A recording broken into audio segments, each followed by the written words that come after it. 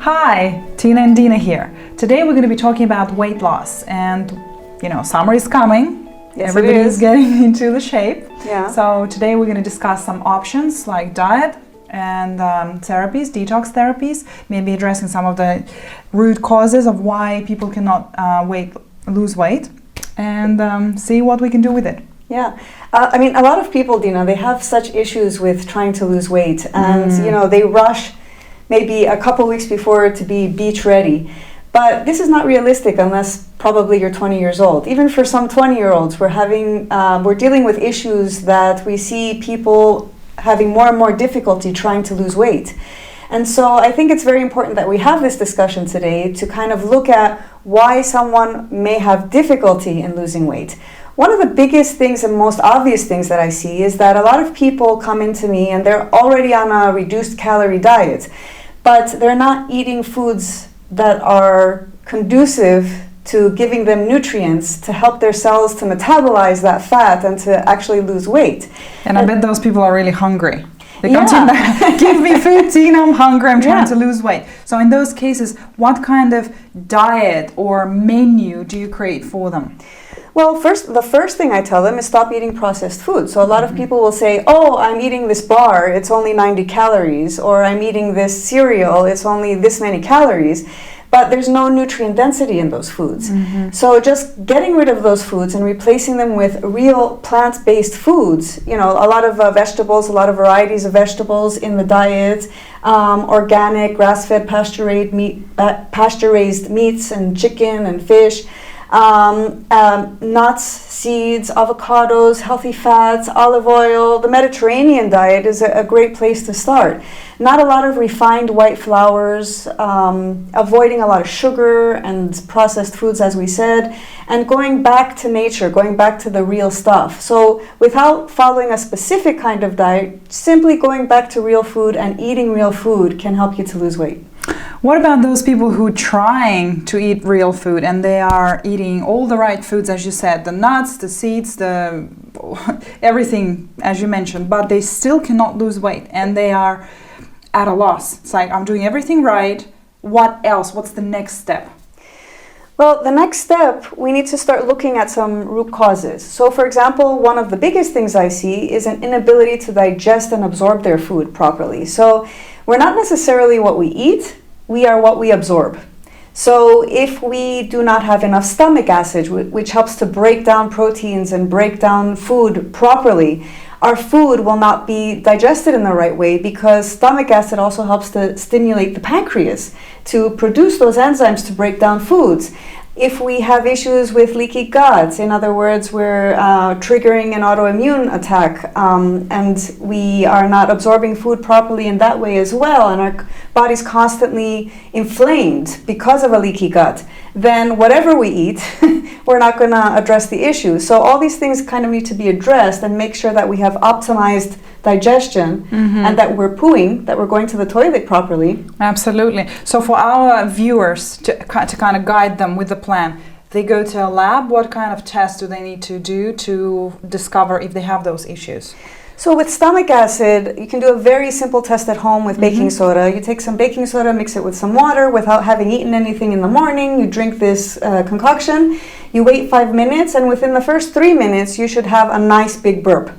If you do not, or if you have a few little burps, this is suggestive of low stomach acid. So this is a good place to start. You can also do a more comprehensive stool test to see if you do have enough digestive enzymes, if you have issues with dysbiosis, like too many bad bacteria versus good bacteria in the gut. There's science that shows us that people that have more good bacteria have an easier time losing weight than people who do not. So getting an idea of where your gut health is through this comprehensive stool test is a great place to start. I would also suggest that you work with a qualified professional to discover what kind of probiotics you need to take in order to replenish all this beneficial bacteria in your gut. And also, if you do receive this positive low stomach acid result, that you work with a qualified professional about how to replenish the stomach acid, what supplements you could take, maybe what foods you can reduce or increase to resolve this issue. Definitely. Everyone needs someone to guide them in the right direction, for sure. Absolutely. One of the things, Dina, that also I want you to give us more information on, I believe that a lot of people suffer from things like insulin resistance or have liver issues that can cause issues with trying to lose weight. If you can give us more direction on what people can do for liver health to help their liver to be optimized to lose weight. Absolutely. So there are several very easy strategies that you can do at home. Number one is increase your bitter foods, consumption of bitter foods. You can do it in tinctures, you can do it in salads. So the typical bitter foods are arugula. You can add more bitter foods in your diet, in your salads. Artichokes, absolutely. And you can also consume those in supplements. Again, please be guided by a qualified professional on supplementation, because here there is a lot of room for mistakes and a lot of room for wrong supplementation and then unpleasant side effects. You could also use rosehip tea and rosehip powder in your smoothies. That's a very nice liver support supplement and liver support powder. And number three, maybe drink some dandelion tea. However, if you do have serious liver issues and gallbladder issues, if you have been diagnosed with gallbladder stones, then please see a qualified practitioner. I cannot stress this enough, because then we can do more damage than good. So the easiest thing, I think, some bitter foods. Maybe you can incorporate some castor oil packs and clay packs into your routine, which we can discuss in some other videos. Yeah, those are very good strategies as well. Yeah, well, that's very helpful to know, because a lot of people are so frustrated. I do have many patients that are the star pupil, and they're exercising and they're eating right, and they still can't shift the weight. And once we address the liver, then they start to see a difference. When it comes to things like insulin resistance, what I typically see is that people are addicted to sugar, and this doesn't help the insulin response. So simply just cutting out sugar and sticking to lots of veggies in your plate when you're eating, and doing some intermittent fasting can also greatly help achieve that weight loss. And not necessarily skipping breakfast, but maybe eating dinner at around 5 and then not eating for the rest of the evening, just drinking enough fluids. I think that can really help someone to get the scale moving in the right direction. Absolutely. Most people do very well on bigger breakfast, excellent lunch, and a smaller dinner, and maybe a little bit earlier dinner, and then having all this time to rest for the digestion and for detox to happen. So a lot of people finish, let's say, at 3, 4, even 5 p.m. and then have a nice breakfast in the morning, and they achieve fantastic weight loss without, super effort. So if we were to summarize what we have discussed before, good stomach acid levels, then good digestion, liver, again, with the help of a professional, just stressing this again. Then intermittent fasting. What other strategies, like easy strategies, could we recommend? Well, one thing that we definitely need to check if you're trying to lose weight and you can't is your thyroid, because every cell in your body needs thyroid hormone to metabolize. And if we're not getting enough thyroid hormone into the cells, you're definitely not going to be able to lose weight efficiently. Absolutely. So checking thyroid, making sure you're checking for not only TSH, but your free T4, free T3, your reverse T3. We discussed this in another video, so you can go back and check what reverse T3 is. And also your antibodies for your thyroid. So that's your anti-TPO and your anti-thyroglobulin. And to optimize thyroid sensitivity, make sure you're getting enough vitamin A, zinc, and vitamin D. So those levels need to be optimized to make sure that your cells are getting enough thyroid hormone.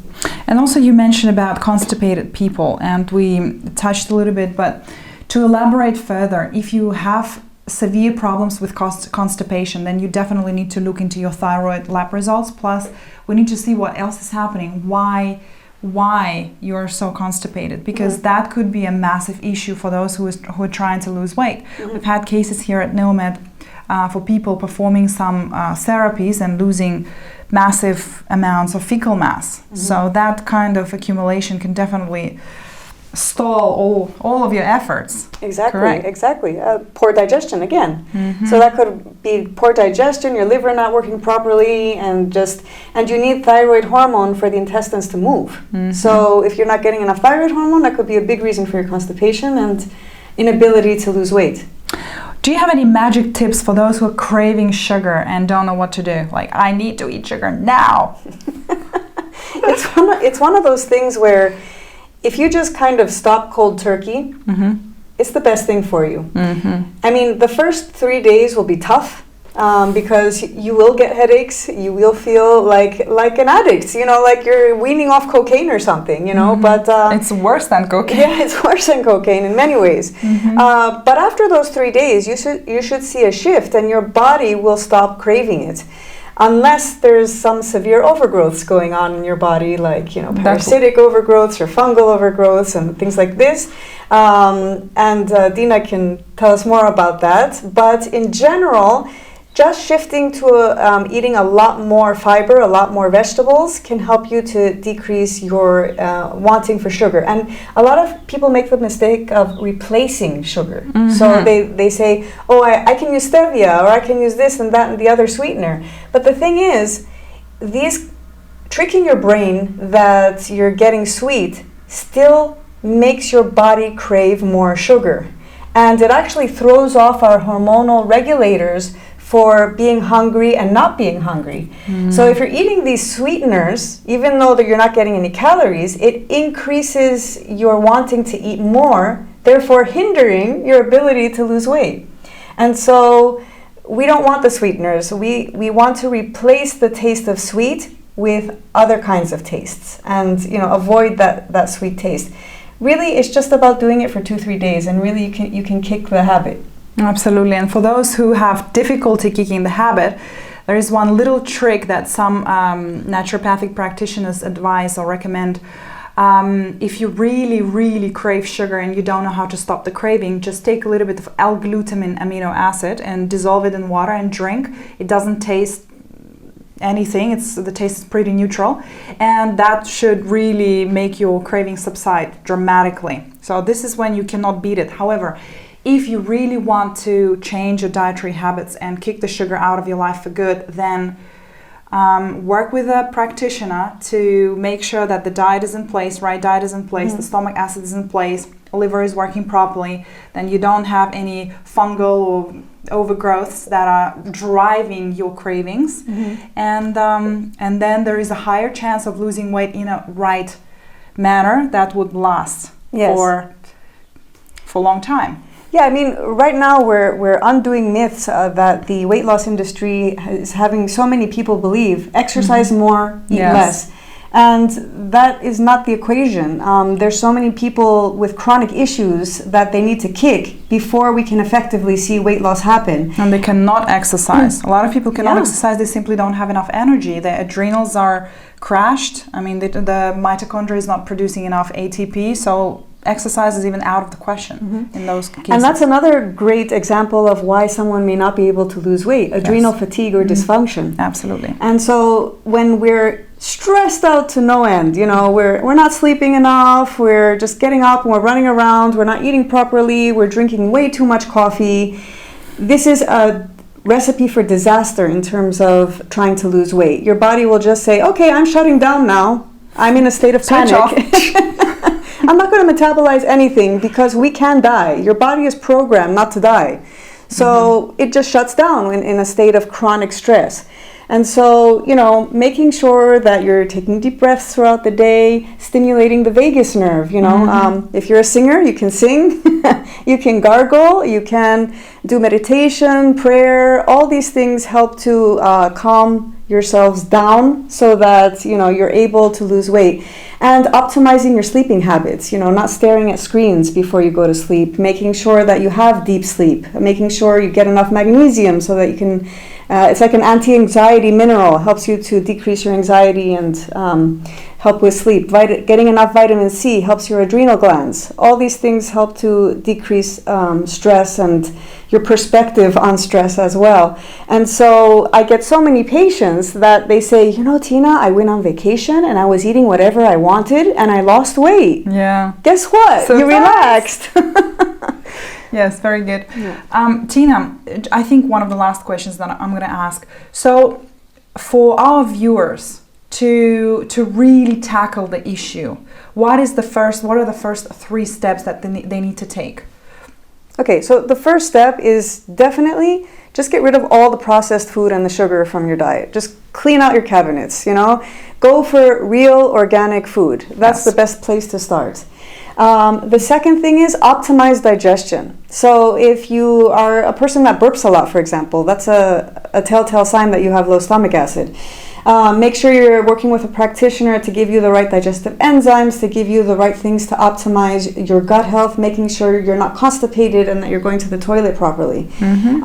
And then the third thing is work with a naturopathic or functional medicine practitioner to help you figure out the root causes that are inhibiting you from losing weight effectively. And I say work with somebody instead of giving you a bunch of different other tips, because it really is a personal journey that needs to be guided in the right way, and so that you don't do danger to yourself. Absolutely. I would 100% agree with that. Thank you for watching, and ask your questions below. Thank you.